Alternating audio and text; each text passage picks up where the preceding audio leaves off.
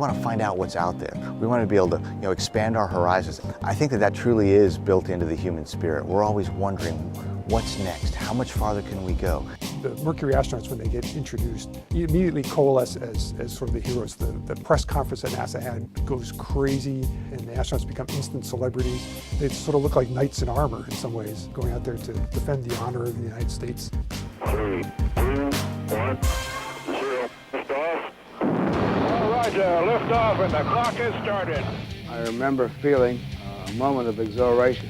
Exhilaration because, of course, I had been training for 2 years, and in fact, I was more than ready for the liftoff to occur, and was quite delighted that, in fact, it did occur, and occurred so smoothly. Roger, 0G, and I feel fine. Capsule is turning around. Oh, that view is tremendous. We choose to go to the moon in this decade and do the other things, not because they are easy, but because they are hard.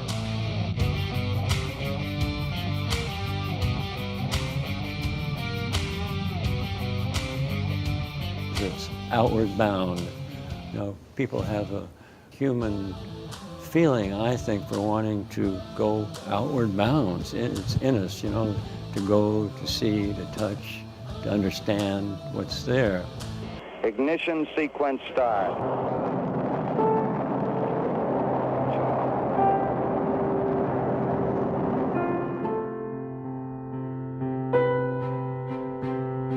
We finally come to the day, the moment. The trajectory had been wrong. They were targeted into this inhospitable place. Then they had to fly over this area at a high forward velocity, then pitch up to slow down so that kill their forward velocity, and then start down like a helicopter. Tranquility Base here. The Eagle has landed. That's one small step for man, one giant leap for mankind. The landing to me was a great celebration. We had won the race. The nation was almost euphoric. The knowledge that we gain about the origin and the evolution of the moon is one of these days going to help us right here on Earth. Of course, it's only one area, but I believe it's an important area, and I guess I'm betting a lot on it. NASA has been absolutely critical to improving the knowledge of all humankind. 12 humans walked on the surface of the moon, which is a stunning achievement, and we are still the only country ever to have done that. We're going to go back to the moon, and we're going to take what we learned there and we're going to go to Mars. To get to Mars, it's about a 6-month journey. And as an operator, I would be really, really happy if we could test out our operations and our equipment in our backyard. The moon's only 3 days away. The moon is the next step.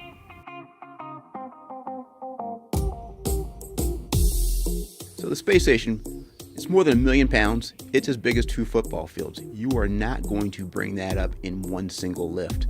So we had to bring up the space station in parts and assemble it. The space shuttle was instrumental to bringing up at least the American side of that. It was more than 40 missions over about 13 years to assemble all those parts of the space station.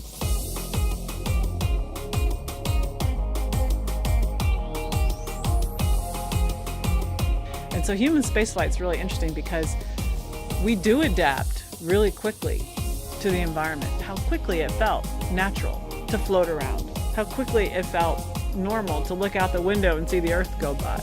Human beings are built to be able to adapt to weightlessness, and that allows us to go do that exploration. And so we have improved the exercise equipment, we improved the diet, the vitamins.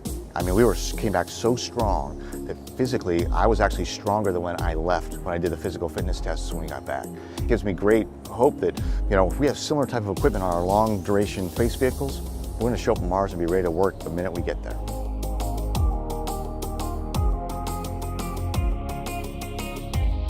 Orion, our state-of-the-art spacecraft, is designed to take crews into deep space, and then once their work is done, to safely bring them back home. Sometimes folks ask me, what do you think the next 60 years has in store? I don't know all of the destinations that we will visit, the mysteries that we will solve, the places that we will leave footprints again.